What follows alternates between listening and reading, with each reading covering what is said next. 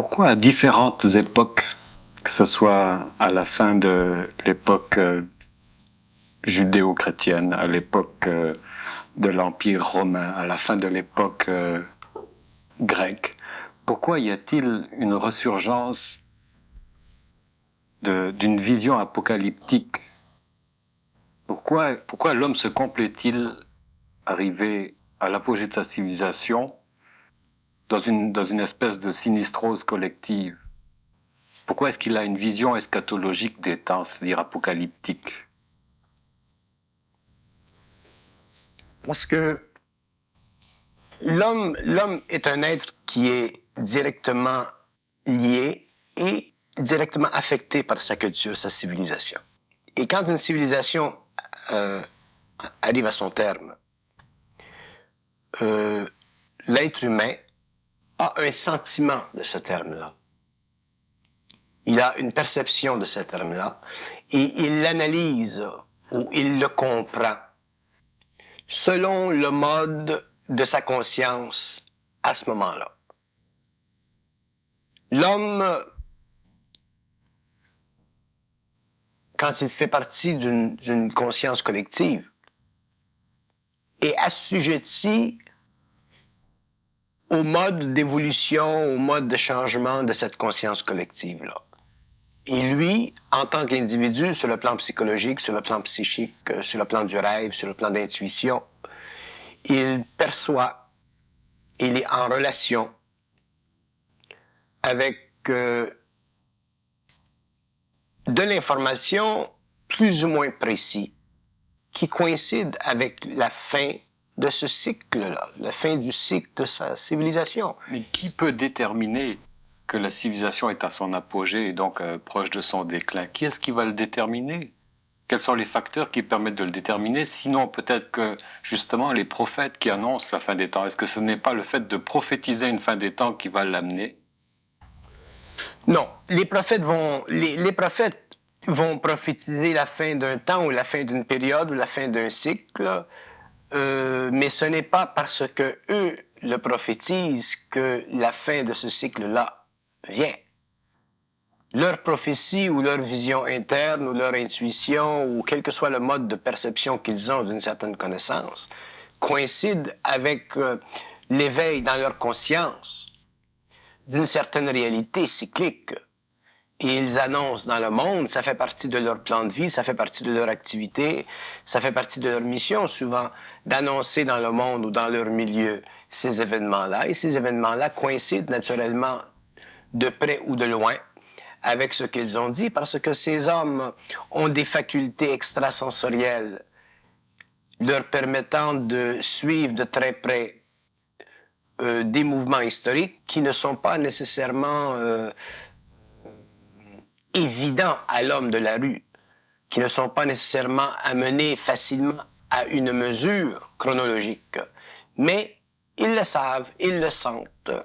Et selon les prophètes, selon les individus, parce que les individus ont différentes facultés, et selon le statut universel de l'esprit de tel homme ou de tel homme, la prédiction sera de plus en plus précise. Donc c'est un phénomène normal. La raison pour laquelle les prophètes ou les gens qui sont extrasensoriels prophétisent la fin de ces cycles, c'est pour aider l'homme à passer à travers ces cycles sans en être trop meurtri, sans en être trop affecté. C'est pour soulager la souffrance de l'homme, c'est pour soulager la difficulté qui est devant eux. C'est un aide spirituel, c'est un aide qui vient des plans spirituels vers l'homme. Et dans tous les cycles, il y a ceci. Ça a existé avec les Indiens, quand Cortés est venu à Mexico. L'interprétation, elle était différente, elle n'était pas précise comme... Les Indiens savaient, par exemple, que vers 1400 quelques, Quetzalcoatl devait revenir, le grand dieu blanc. Et effectivement, il est revenu. le grand Dieu blanc. Mais ce n'était pas le Dieu blanc qu'eux s'attendaient de voir. Donc, la prophétie n'était pas claire. Et plus l'homme évolue, plus la prophétie peut devenir clarifiée, peut devenir exacte, parce que l'homme est beaucoup moins spirituel. Ce qui donne aux anciennes prophéties souvent une qualité symbolique un peu floue, ainsi de suite, c'est que les hommes sont très spirituels, donc le message, c'est-à-dire l'information qu'ils ont des plans spirituels, elle est reçue exactement comme ces plans-là la donnent. Et ils la donnent toujours en conformité ou en relation selon le mode de perception de l'homme, selon le mode d'entendement de l'homme. Mais aujourd'hui, nous sommes dans un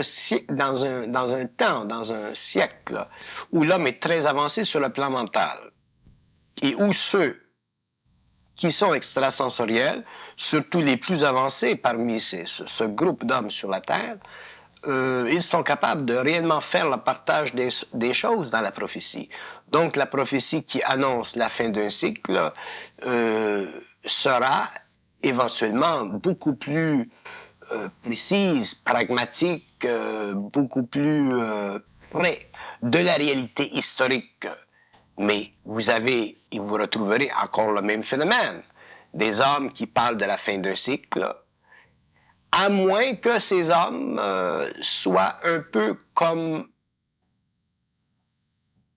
moi je suis. Dans ce sens, si on me demande, moi, de parler de la fin du cycle, de parler de certains événements vis-à-vis la fin du cycle, moi, j'ai plutôt tendance à me taire. Pourquoi? Parce que je sais que ce n'est pas en prédisant la fin d'un cycle à des individus que nécessairement ces individus-là vont être exclus de ces conditions.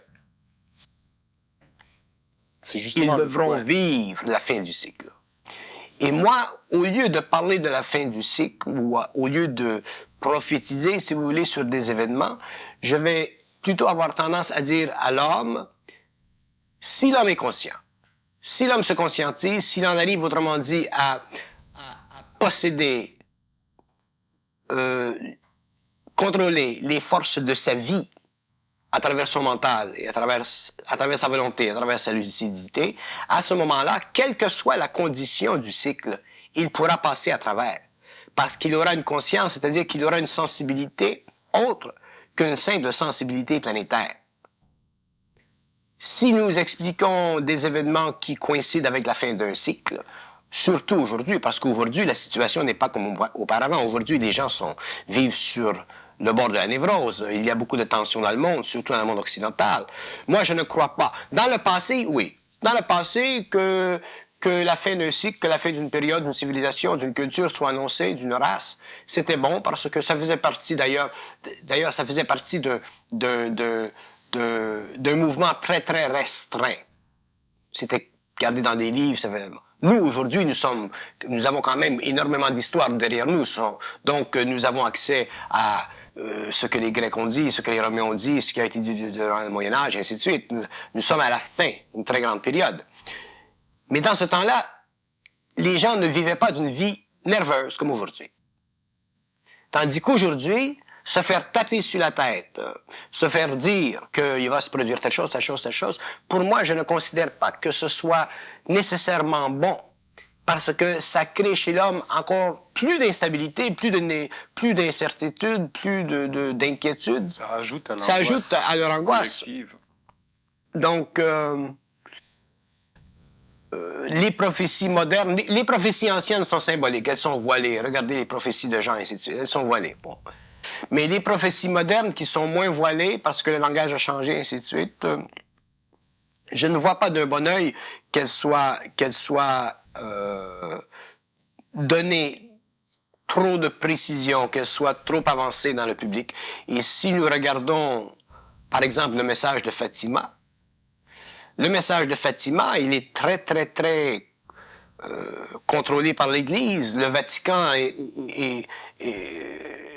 se restreint énormément vis-à-vis de cette prophétie. Et je crois que c'est très sage. Ça, c'est un aspect. Sur le plan de la sagesse ou sur le plan de la restreinte, je crois que c'est très bon. D'un autre côté, connaissant la nature des choses telle que je la connais, je sais très bien que les prophéties ou ce qui vient des autres plans peut être coloré intentionnellement pour donner un peu à l'homme de l'information, mais non pas suffisante information afin qu'il puisse savoir exactement ce qui va se passer et quand ça se passera. Et ça fait partie de ce que j'appelle la loi du mensonge cosmique. Il y a des choses qui doivent être gardées, cachées à l'homme, tant qu'il n'est pas capable lui-même d'absorber le choc qu'elle représente. Si l'homme n'est pas capable d'absorber le choc d'une prophétie, de la précision fatale d'une prophétie sur le plan collectif, à ce moment-là, ces lois-là sont applicables et elles font partie, d'ailleurs, ces lois-là, de la relation entre le mental inférieur de l'homme et les sphères. Lorsque l'homme sera très, très conscient, lorsque l'homme sera suffisamment conscient pour être absolument sûr que les prophéties ne peuvent pas l'atteindre sur le plan de son expérience matérielle, à ce moment-là, il n'y aura plus de danger pour l'homme vis-à-vis de la prophétie parce que lui-même sera protégé de la prophétie. Mais quels sont les hommes sur la terre qui peuvent être absolument sûrs? Parce que être absolument sûr, ce n'est pas une attitude mentale, c'est un état d'esprit. Donc, quels sont les hommes sur la Terre qui peuvent être absolument sûrs, par exemple, que le conflit possible, et je ne fais pas de prophétie, que le conflit possible, par exemple, entre l'Union soviétique et les États d'Amérique, serait un conflit qu'eux, en tant qu'individus, pourraient éviter. Alors, le phénomène de la prophétie, dans mon expérience publique, c'est un phénomène que je tiens beaucoup à l'écart, et même avec mes amis, je me retiens. Et mon épouse vous le dira, si on me demande des questions concernant telle chose, j'ai tendance à me retirer de l'arène. Parce que, pour moi, étant donné ce que je vis, la prophétie, si elle est expliquée aujourd'hui, d'abord, elle ne changera absolument rien à ma vie demain. Et deuxièmement, elle peut facilement générer dans ceux qui l'entendent une sorte d'enthousiasme ou une sorte de tension ou une sorte, selon la qualité de la prophétie. Et l'enthousiasme ou la tension que peut générer une prophétie, ce n'est pas bon. Regardez le phénomène de Fatima. Oui. Le phénomène de Fatima, s'il était expliqué par le Vatican tel qu'il est dans sa réalité cosmique, il bouleverserait la Terre. Non pas simplement sur le plan du message donné à l'homme, mais sur le plan de la réalité de Fatima. Sur le plan de la réalité du fameux soleil qui tourne, sur le plan de la réalité de la matérialisation, sous le signe ou la forme de la Vierge. Ah, mais qui est la Vierge? Pourquoi la Vierge? Pourquoi le soleil qui tourne? Tout le monde sait qu'un soleil, ça ne tourne pas. Donc, qu'est-ce que c'est un soleil qui tourne? Ce n'est pas un objet céleste, c'est un système de transport. Donc, nous tombons dans le domaine de l'OVNI. Donc, nous tombons dans le domaine de l'échange, de l'expérience entre certaines intelligences qui évoluent dans certains espaces et l'homme. Nous tombons dans le domaine de l'expérience où ces intelligences sont capables de projeter, de matérialiser dans un espace matériel tel que le nôtre, une forme humaine qui, émotivement, spirituellement, est très près de l'homme. Et ainsi de suite. Et nous devons alors investiguer quoi? Nous sommes au stage d'investiguer la politique cosmique. Et la politique cosmique, pour le moment, c'est trop pour l'homme. Nous devons considérer qu'il y a des peuples, il y a l'Amérique du Sud, il y a des peuples qui sont encore très, très spirituels, très religieux, et l'équilibre de ces peuples doit être maintenu, et le Vatican aide dans cette direction, et je suis sûr que les gouvernements font de même. Donc, malgré tous les ébats des gens qui veulent que les gouvernements révèlent telle chose, telle chose, telle chose, que le Vatican révèle telle chose, ce n'est pas bon. Et c'est ça que nous devons comprendre dans le domaine de la prophétie. Nous devons comprendre que la prophétie, elle est là pour jeter un peu de lumière, un peu de clarté, beaucoup plus vis-à-vis ceux qui viendront après que vis-à-vis ceux qui vivent maintenant. Par exemple, si nous regardons les prophéties qui ont été données à l'homme depuis 2-3 000 ans, aujourd'hui, nous avons une séquence de ces prophéties. Donc, nous savons que dans telle période, telle période, telle période, telle période, certaines choses ont été dites, qu'elles n'ont pas été comprises dans ces périodes, mais qu'aujourd'hui, avec une certaine rétrospective, nous sommes capables de voir une sorte de linéarité, une sorte de conséquence, une sorte de joint entre ces prophéties. Donc, nous disons, ou nous sommes capables aujourd'hui de dire, mais écoutez, si les hommes ont été capables dans le passé de prédire l'avenir des événements et que ces événements se sont produits, c'est qu'il y a quelque chose de beaucoup plus grand que simplement le plan mental intellectuel cartésien de l'homme. Donc, ça nous amène à plonger un petit peu plus dans le domaine de l'intuitif, dans le domaine de l'extrasensoriel. Donc, ça nous amène à évoluer notre conscience cartésienne, matérialiste, logique. Et c'est pour ça, la prophétie. La prophétie, elle est là pour maintenir dans la vie de la conscience collective le soupçon, l'intérêt possible d'une relation subtile entre la vie purement existentielle ou existentielle-matérielle de l'homme et d'autres plans, amenant ainsi l'homme à une conscience beaucoup plus subtile, beaucoup plus flexible, beaucoup plus intégrée, jusqu'au jour où l'homme, étant suffisamment conscient, n'aura plus à subir le choc de la prophétie parce que les événements de la vie, les événements de l'évolution seront plutôt progressifs, créatifs et dynamiques que destructeurs et retardataires ou expérimentaux. Ce que je ne comprends pas, moi, c'est le prix qu'il faut payer, si vous voulez, pour qu'il y ait cette manifestation, cette sensibilisation à l'invisible. Je veux parler des gens, des sacrifiés de la prophétie, les sectes millénaristes, les sectes apocalyptiques, etc. Ces gens-là, ces mouvements de foule, cette confusion que l'on voit naître aujourd'hui. Cette peur, cette crainte qui va grandissante, je trouve que ça ne sert pas la prophétie, mais que ça la dessert. L'homme, ça peut servir la prophétie, mais ça va desservir l'homme. Très juste. Ça sert la prophétie, mais ça ne sert pas l'homme. Ça ne sert pas l'homme. Ça ne sert pas l'homme dans ce sens que l'homme n'est pas suffisamment mûr pour que ça lui serve. Et ça fait partie de l'évolution. S'il n'y avait pas de prophétie, s'il n'y avait pas d'extrasensorialité, s'il n'y avait pas eu des miracles, s'il n'y avait pas eu dans l'expérience de l'humanité dans le passé des expériences qui ont permis à l'homme de sentir la conjonction entre le matériel et l'invisible, aujourd'hui nous serions des êtres absolument matérialistes. Donc tous ces phénomènes servent à l'homme, seulement que l'homme est desservi par eux parce qu'il n'est pas suffisamment évolué. Mais par contre, ces phénomènes l'amènent lentement, graduellement, d'une façon difficile à une évolution supérieure. Rendu à la fin du 20e siècle, rendu à la phase de la conscience supramentale, rendu à la phase de la réalisation des lois du mensonge cosmique, rendu à la phase de réalisation que la pensée de l'homme est manipulée par d'autres plans, rendu à la phase où l'homme commence à comprendre la réalité, donc sa réalité. À ce moment-là, le phénomène de la prophétie n'est plus négatif.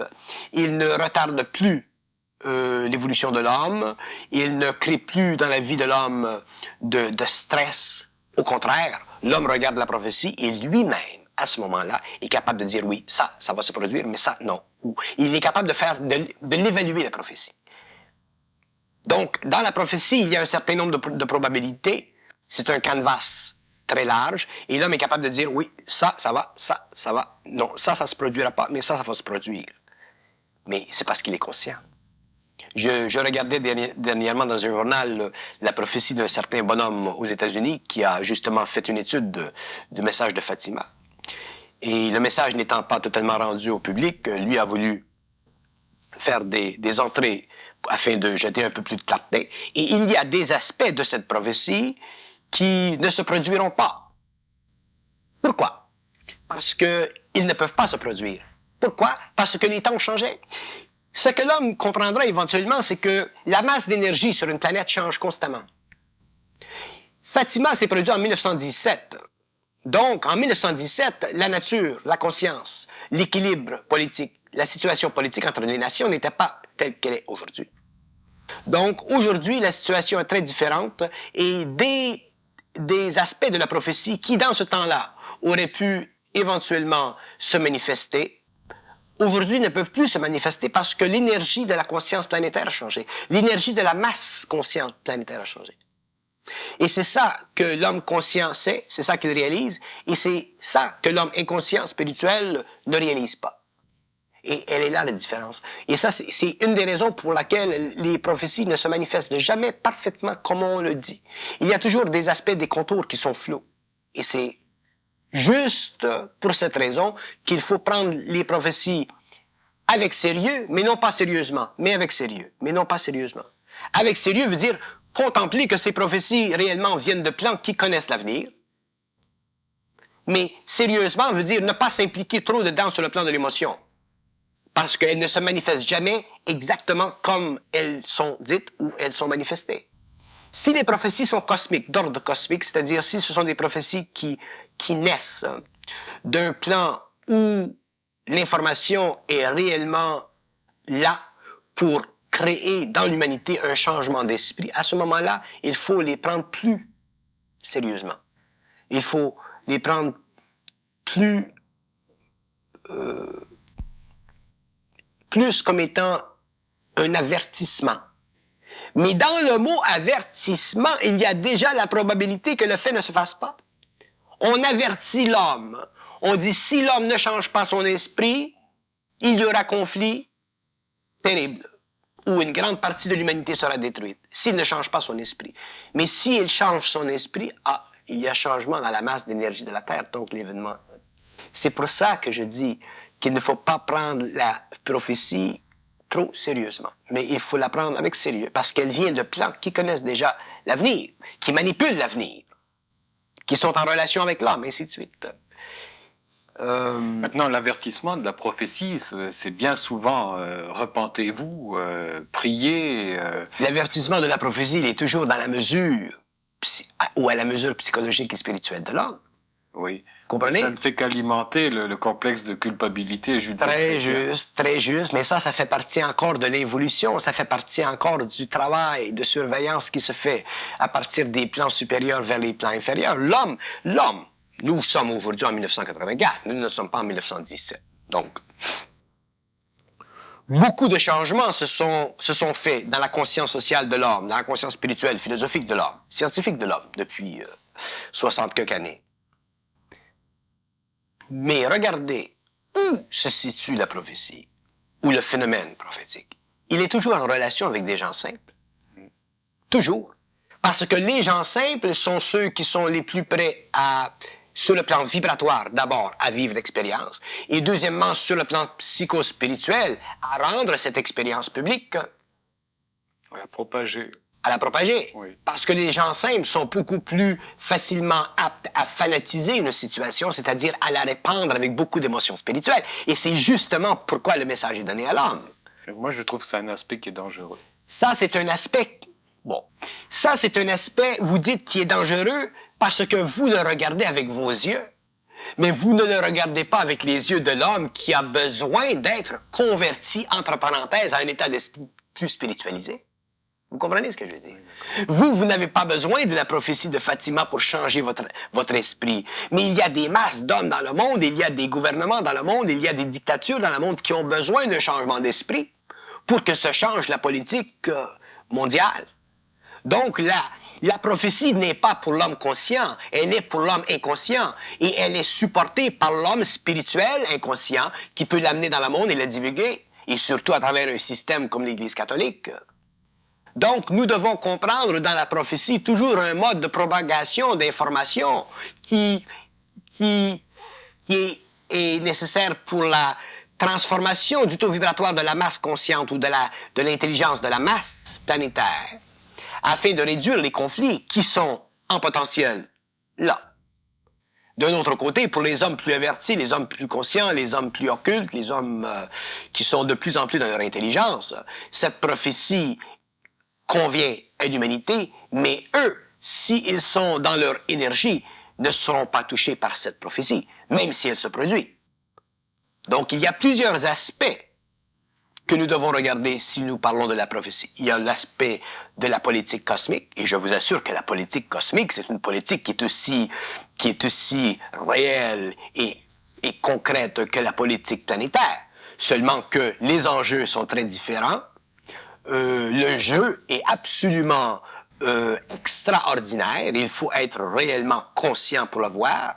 Et les lois qui sont empruntées pour la manifestation sur une planète telle que la nôtre, qui est encore au stage expérimental, autrement dit une planète qui n'a pas développé la conscience créative, les lois empruntées pour la manifestation sur le plan matériel de certaines données, de certaines instructions cosmiques vis-à-vis la Terre, sont des lois qui sont toujours colorées par le mensonge cosmique, afin d'empêcher que la conscience planétaire, que la psychose s'installe dans la masse.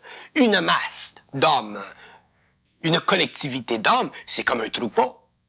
Si le pape, aujourd'hui pour demain, annonçait la prophétie, ça créerait un choc.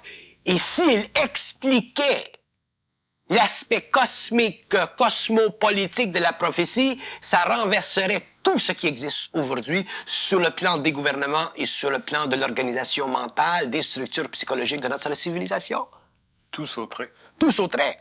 Donc, heureusement que le Vatican n'est pas au courant des aspects cosmiques d'un plan de diffusion d'informations visant à l'évolution des masses et à l'évolution des rapports entre les sociétés, que le Vatican soit simplement conscient d'un message et qu'il reçoive ce message d'une façon spirituelle, qu'il l'interprète d'une façon spirituelle et qu'il le prolétise dans le monde d'une façon diplomate avec diplomatie. Ça, c'est intelligent. L'aspect dangereux, c'est cet aspect de culpabilité qui va se développer chez l'homme et qui le pousse finalement à la destruction, en fait. C'est-à-dire que la culpabilité de l'homme... La destruction de ce qu'il a construit. Oui, mais la culpabilité de l'homme, c'est toujours une culpabilité hypocrite. L'homme va réaliser qu'il a fait erreur. L'humanité, les gouvernements vont réaliser qu'ils ont fait erreur dans certaines directions. Mais leur réalisation, elle est hypocrite parce que elle n'est pas fondée sur une conscience créative. Elle est toujours fondée sur une conscience réflexive qui met toujours en jeu la mesure du débit ou du crédit de leur nouvelle position. Pour qu'un gouvernement ou que les hommes affichent publiquement devant des millions et des milliards d'individus une erreur, ça prend énormément de puissance créative, ça prend énormément de cran. Donc, les hommes, en général, les hommes dans le monde de la politique, rarement vont-ils avouer une erreur. Ou s'ils avouent une erreur, c'est parce qu'elle est tellement évidente, ces erreurs, qu'ils ne peuvent pas ne pas l'avouer. Donc, dans le domaine de l'évolution, dans le domaine de la politique, dans le domaine de l'armement, dans le domaine de la balance financière des stocks d'armement échangés entre les nations, et ainsi de suite, c'est inouï ce que les gouvernements sont obligés de cacher afin d'empêcher l'homme, la masse, l'homme de la rue, de savoir réellement qu'est-ce qui se passe dans les bureaux ou sur les terrains de golf. Et ça fait partie de la vie politique de notre planète. Donc, si vous collez à ceci des prophéties, vous ne pouvez pas expliquer ces prophéties en fonction de leur réalité cosmique. Vous pouvez les expliquer en fonction de leur réalité spirituelle. Ce que je veux dire, les gens qui ne sont pas capables d'avoir une explication réelle de la prophétie ont tendance à adhérer à cet élan prophétique-là et à hâter la destruction de ce monde. Moi, j'ai rencontré 2 personnes aujourd'hui chez moi. 2 jeunes, des étudiants de 16 et 17 ans qui disaient « ce monde-là ne vaut pas la peine d'être vécu. Cette civilisation est arrivée à son terme. Là, plus vite on va précipiter sa chute, plus vite on en sera libéré. Plus vite, de toute façon, quoi que ce soit qui le remplace, ça ne peut pas être moins bien que ce qui est aujourd'hui. Un monde de violence, de crimes, de permissivité, etc. » Donc il y a déjà cet aspect-là, puis ils ont un élan prophétique. Et les sectes récupèrent ces gens-là, puis amplifient l'écho, le mouvement. C'est cet aspect-là que je trouve très dangereux. Mais même cet aspect-là, il fait déjà partie de la prophétie. Dans le sens que c'est un mal pour un bien. Ce n'est pas que c'est un mal pour un bien, c'est un mal qui fait partie d'un plus grand mal qui est très très voilé. La séparation entre les hommes, le frère qui tue le frère, et ainsi de suite, ça fait déjà partie des prophéties. Donc il n'y a rien qui se produit aujourd'hui dans le domaine de l'expérience sensible de l'homme spirituel vis-à-vis le monde qui ne soit pas déjà inclus dans les prophéties. De l'homme spirituel vis-à-vis le monde qui ne soit pas déjà inclus dans les prophéties. Ce qui doit venir chez l'homme conscient, c'est que lui doit se sortir de la condition d'évaluation planétaire de sa vie ou de la vie de la société pour comprendre l'aspect évolutif de sa propre conscience afin de lui-même pouvoir être libre un jour des conséquences prophétiques de ses ultimatums. Que l'humanité éventuellement souffre de grandes souffrances sur le plan de la prophétie, ça fait partie de l'évolution, ça fait partie de l'accumulation de mémoire, ça fait partie de la masse énergétique de notre planète qui doit être secouée. C'est normal. Mais ce qui compte, c'est que l'homme conscient ou que l'homme se conscientise. Mais que l'homme se conscientise ne veut pas dire que l'homme se spiritualise. Si l'homme se spiritualise, il peut faire encore partie de cette masse de conscience planétaire qui, comme vous le disiez tout à l'heure, devient aigre et se retourne et remplir la situation. S'il y a une prophétie à l'origine de cette secte, ça devient une religion et Exactement. On fait des prêtres, etc., Exactement. et on baptise. Exactement. Et le mouvement qui doit être vécu, c'est que l'homme doit se sortir de cette condition. Que, quelles que soient les prophéties dans le monde, moi personnellement, et des amis près de moi qui sont conscients, nous sommes libres de cette prophétie. Nous le savons, moi-même j'ai un certain savoir de ces prophéties, mais moi personnellement, je ne vis pas en fonction de ces prophéties. Je connais les mouvements que je ferai lorsque certains temps seront venus, ainsi de suite, ainsi de suite, ainsi de suite. Et c'est ça que l'homme doit réaliser. Sinon, il va vivre une période vers la fin du cycle qui sera très, très difficile parce que même si la prophétie n'est pas explicite dans la définition de l'événement, la prophétie, elle est là, comme une ombre, au-dessus de la tête de l'homme. C'est ça. Et c'est ça que l'homme doit comprendre. Il doit se sortir de cette condition-là. S'il ne sort pas de cette condition-là, bien naturellement, sa spiritualité va fanatiser son rapport avec la prophétie. Donc, éventuellement, comme vous le disiez très justement tout à l'heure, des cultes vont le récupérer, ainsi de suite, et vous finissez par une guerre spirituelle, vous finissez par des conflits entre le monde spirituel et le monde matériel, ou des gens spirituels et des gens matériaux, ainsi de suite. Mais ça fait partie de la prophétie. La prophétie, elle est englobante dans ce sens que elle ne laisse pas beaucoup d'espace pour l'homme inconscient. Mais pour l'homme conscient, elle n'est aucunement englobante. L'homme conscient a énormément d'espace vis-à-vis de la prophétie. Parce qu'il est conscient. Parce qu'il saura quoi faire lorsque tel événement prendra place. Donc, de mon point de vue,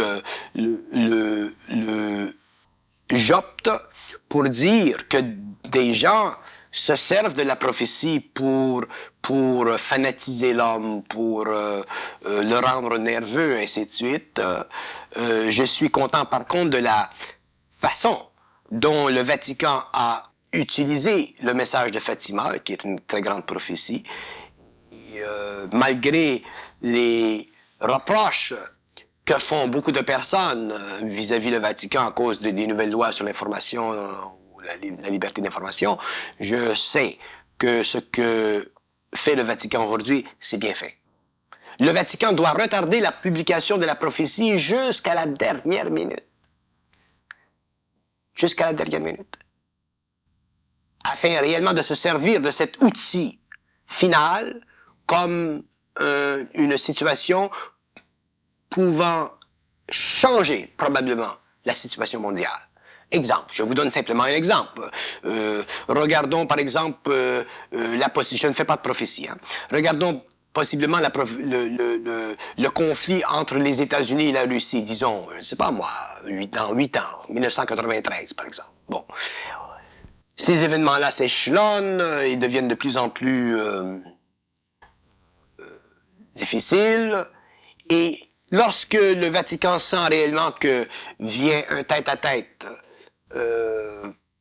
offensif entre la Russie et l'Amérique, là, le Vatican peut se servir de la prophétie et laisser savoir à ces messieurs que les événements probablement coïncident avec cette prophétie. Là, ça peut changer, ça peut créer un nouveau mode.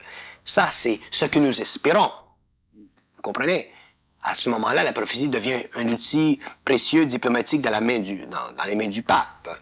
Mais si la prophétie, elle est manifestée avant, ou trop avant, quand l'événement viendra, il n'y aura plus de substance. Il n'y aura plus d'outils politiques, là, pour dire, écoutez, là, on a le papier. Parce qu'il faut considérer dans ce jeu, non pas les Américains sont spirituels. Il faut considérer la Russie. Et la Russie, les Russes, tous ceux qui font de la recherche dans le domaine du paranormal, ils sont beaucoup plus convaincus que le phénomène de Fatima est un phénomène d'ovni, de matérialisation, que un phénomène purement spirituel. Je parle de ceux qui sont à la tête du gouvernement. Ces gens-là n'ont pas de croyance religieuse, de croyance spirituelle. Le système n'a mis à terre. Donc, probablement, les Russes sont beaucoup plus près de la compréhension scientifique du phénomène de Fatima que les Américains. Donc, pour eux, le phénomène de Fatima n'a pas la même valeur que pour les Américains. Mais il y a toutes sortes d'aspects là-dedans. Toutes sortes. Est-ce que la prophétie fait partie d'une espèce de manipulation du mensonge cosmique? Le phénomène de Fatima, et à quel but? Les intelligences si j'explique le phénomène de Fatima un peu à partir de mon point de vue, le phénomène de Fatima, c'est un phénomène cosmique, c'est-à-dire que ce sont des intelligences qui viennent de certains espaces, qui viennent vers la Terre et qui ont depuis très très longtemps veillé à l'évolution de l'homme. Et sachant où se situant dans le monde occidental, la Vierge étant très près du cœur de l'homme à cause de sa liaison historique avec le Christ, connaissant l'effet de la conscience religieuse et spirituelle christique sur la civilisation occidentale, ils se sont servis de la forme de la Vierge pour matérialiser devant ces enfants-là, à Fatima, un personnage qui pouvait coller à l'instinct spirituel de l'homme. Mais leur plan, leur raison pour tout ceci fait encore partie de la surveillance qu'ils ont de la Terre. Ces êtres s'occupent de la surveillance de la Terre jusqu'à temps que l'homme soit suffisamment évolué pour travailler directement avec eux et créer et former sur la Terre une nouvelle civilisation.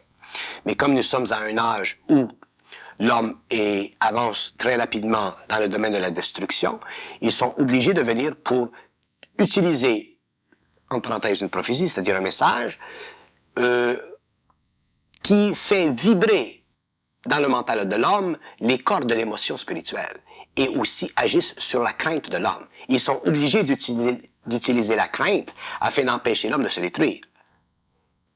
Mais ce n'est pas parce qu'ils font ceci que nécessairement l'homme empêchera qu'il existe ou qu'il vive un conflit, probablement nucléaire. Mais ils sont obligés d'avertir l'humanité. Et la raison qu'ils sont obligés d'avertir l'humanité, c'est parce qu'ils aiment beaucoup l'humanité. Donc, ils avertissent. Si vous avez un petit frère, vous lui dites, écoutez, Jean-Paul, fais pas ça. C'est dangereux de faire ça. Il va le faire quand même.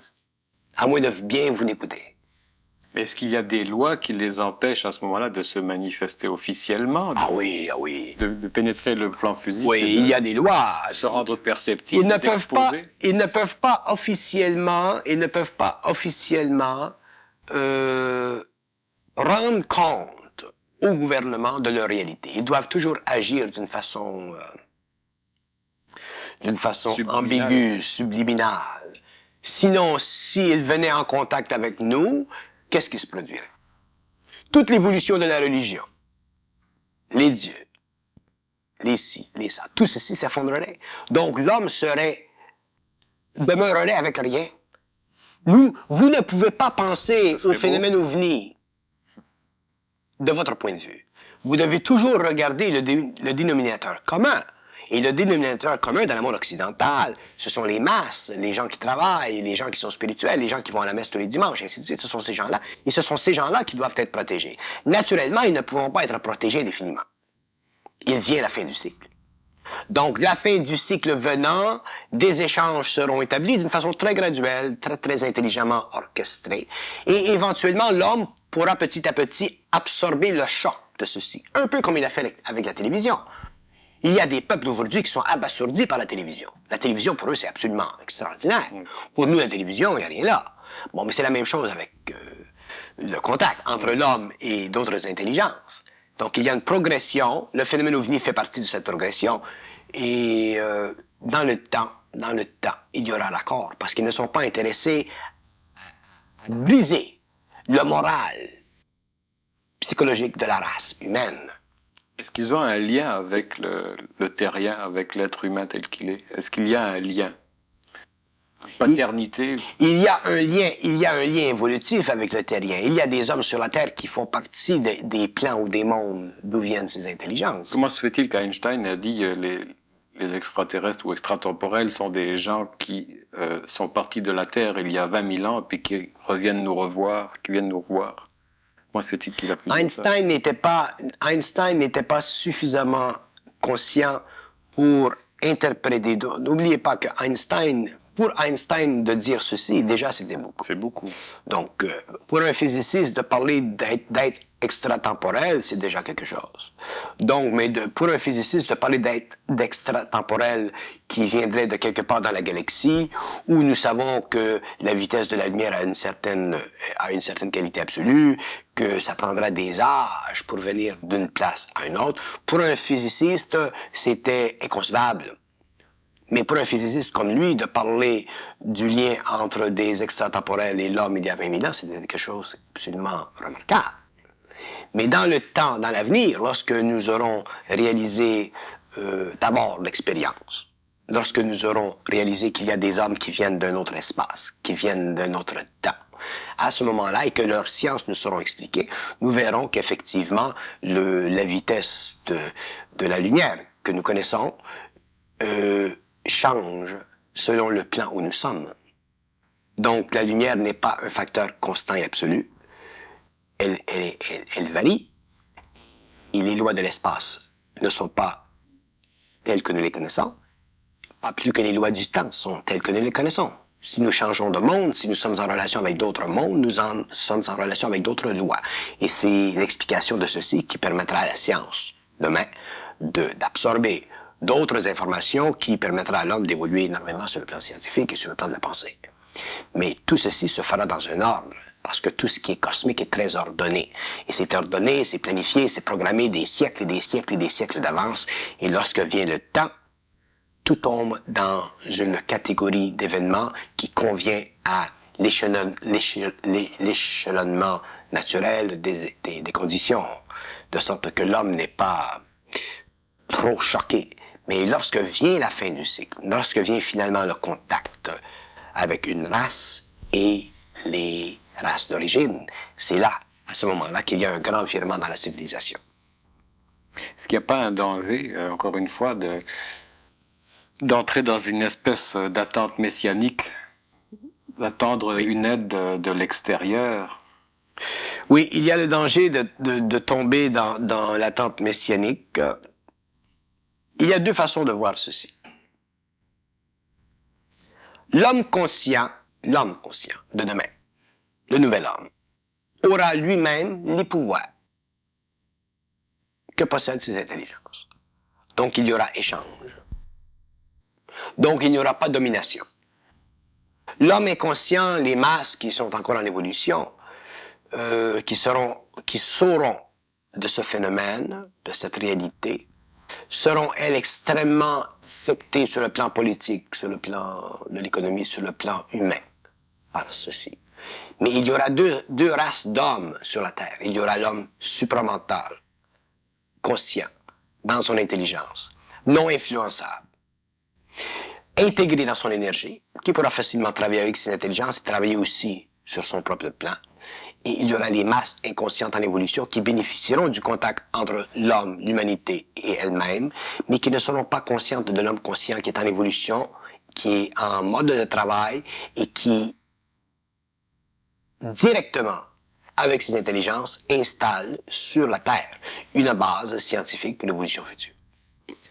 Donc, il y a deux plans de conscience. Il y a l'homme inconscient et il y a l'homme conscient. Et l'homme conscient se conscientisera au fur et à mesure que le temps avancera. Ce n'est pas un phénomène collectif, la conscientisation.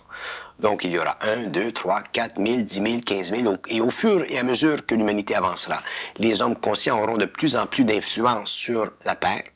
Ils auront de plus en plus de pouvoir sur la Terre et ils travailleront avec des intelligences qui font partie d'une autre espace-temps auquel eux déjà sont déjà liés. Parce que les hommes conscients de la planète, les hommes aujourd'hui qui sont prêts à vivre sur la Terre la fusion et l'intégration de l'énergie, ne viennent pas de la Terre. Ils viennent d'autres parties de la galaxie.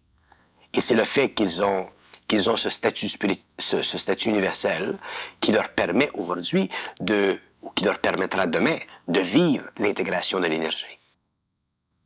Donc, lorsque nous parlons d'hommes conscients sur la Terre ou du surhomme de demain, il n'y a pas d'équivoque entre leur réalité cosmique et la réalité cosmique de ces autres êtres qui viennent vers la planète aujourd'hui. Mais s'il n'y avait pas d'hommes conscients sur la Terre, et il est là réellement le point, s'il n'y avait pas d'hommes conscients sur la Terre pour recevoir ces êtres qui viennent de l'autre planète, de la galaxie, l'homme de la Terre qui est aujourd'hui inconscient serait absolument dominé par eux, non pas parce qu'il voudrait le dominer, mais parce que lui s'assujettirait à leur domination à cause de sa spiritualité. Et c'est ça qu'ils veulent éviter. Donc, il y a des hommes qui sont prêts aujourd'hui, qui seront prêts demain à comprendre, à être en contact télépathique, mental, éthérique avec ces intelligences. Et de sorte que l'homme de la Terre, qui est insuffisant en évolution, sera protégé de la domination que lui-même s'imposerait à cause de son ignorance, justement parce que l'homme conscient sera le pont entre ses intelligences et l'humanité d'aujourd'hui. Et c'est pourquoi l'évolution de la conscience supramentale, elle est si importante. Parce que l'homme conscient sur la planète ne peut pas être influencé par eux, et il ne peut pas influencer l'homme. Il est entre les deux. Il partage à la fois la lumière et il comprend l'ignorance et les ténèbres. Et il fera passer à travers lui-même cette lumière pour que les ténèbres un peu se dissoudent et qu'au cours des siècles, des futures générations, les races que nous connaissons, les nations que nous connaissons, s'éteignent dans leur barbarisme psychologique et qu'ils s'avancent lentement, mais individuellement, et à la fois collectivement, mais toujours individuellement, parce que le mouvement est toujours individuel, qu'ils s'avancent vers une conscience beaucoup plus vaste, beaucoup plus grande. Et ceci durera 2500 ans, jusqu'à la fin de la 6e race racine. Quelles sont les particularités qui permettraient à ce moment-là, au niveau de la conscience, qui permettraient ce contact-là? Les particularités ou la différence entre cette... Qui permettra le contact entre l'homme conscient Oui. et ses intelligences? Ça nécessite quoi? Mais l'homme conscient, à cause de son taux vibratoire, aura accès à l'invisible. Il pourra voir dans l'invisible, il pourra les voir. Il pourra communiquer avec eux, entrer en contact télépathique avec eux. Et plus, selon son niveau d'évolution, selon son taux vibratoire, selon ce qu'il doit faire sur la Terre, il sera en contact direct de travail avec eux, ainsi de suite. Il y a des lieux secrets sur la Terre. Il y a des endroits secrets sur la Terre qui ne peuvent pas qui sont inviolables. Un homme ne peut pas entrer dans ces endroits parce qu'il n'a pas le taux vibratoire. Mais s'il avait le taux vibratoire, il pourrait aller dans ces endroits et il entrerait. Il y a des cavernes dans des montagnes qui s'ouvriraient à lui s'il avait le taux de vibration. Mais ces cavernes sont déjà habitées. Il y a déjà des intelligences qui travaillent dans ces cavernes. Il y a des laboratoires dans ces cavernes. Mais l'homme n'a pas le taux vibratoire pour entrer, percer à travers la paroi de ces montagnes. Donc, il n'est pas capable de passer d'un espace-temps matériel gravitaire à un espace-temps qui est totalement autre. Il est lié à la conscience de son corps. Il n'est pas libre de la conscience de son corps. Donc, plus l'homme sera conscient, plus il sera libre de la conscience de son corps, donc plus il aura accès au plan causal, c'est-à-dire à ce plan qui est directement relié à l'énergie qui est à la base même de tout ce qui est matériel. Et c'est sur ce plan que se véhiculent ces intelligences, que travaillent ces intelligences. Et pour eux, de passer d'un plan à un autre qui est inférieur, c'est très facile. Donc la matérialisation, elle est très naturelle. Ils peuvent donc prendre toutes les formes ou tous les symboles de matérialisation possibles Oui. pour correspondre avec les Le archétypes niveau de conscience de l'homme. de l'homme. Oui, oui. On a vu récemment en Italie des manifestations sur le toit d'une église d'une vierge justement lumineuse. Oui. Et ça a été photographié et publié dans le monde entier. Le phénomène a duré toute une nuit. Oui. Ils vont toujours choisir un symbole qui convient à la psychologie ambiante de la région. Probablement, s'il se manifestait à New York, il prendrait une autre forme. S'il se manifestait dans un pays communiste, il prendrait une autre forme. S'il se manifeste dans un petit patelin spirituel de l'Amérique centrale, ils vont prendre une autre forme. Et ils font ceci graduellement au cours des années, des années, des années. Alors l'homme conscient peut regarder ces différentes manifestations-là sans vibrer en fait. Non, parce qu'il ne vibre pas, parce qu'il n'est pas attaché à la manifestation. L'homme conscient n'est pas attaché, n'est pas affecté, parce qu'il n'est pas fascinable. Et s'il y a le moindrement de l'enthousiasme dans la manifestation de ces phénomènes, si la personne est appelée à courir au-devant de ces choses-là, ou à vouloir les photographier, ou à les étudier, etc., il peut se rendre compte à ce moment-là qu'il est assujettissable. Oui, il perd de l'énergie. Il perd de l'énergie. Oui, oui, oui. Mais ça fait partie de son expérience aussi en même temps. Si on me disait, moi, mais écoutez, M. Bernard, il y a un ovni qui vient demain à tel endroit. Bon, je dirais, s'il veut me voir, qu'il vienne à la maison. Pourquoi moi, je veux me déplacer pour aller me souffler, faire 40 000 pour aller... S'il veut me voir, qu'il vienne à la maison. Parce que je n'ai pas d'enthousiasme. Mais l'homme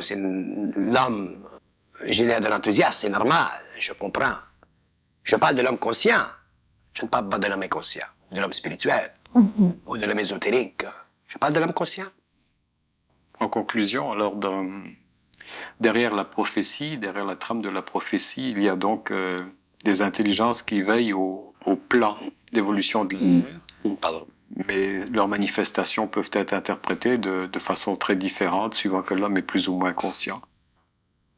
Très juste. Et plus l'homme est conscient, moins il est assujettissable à cette trame.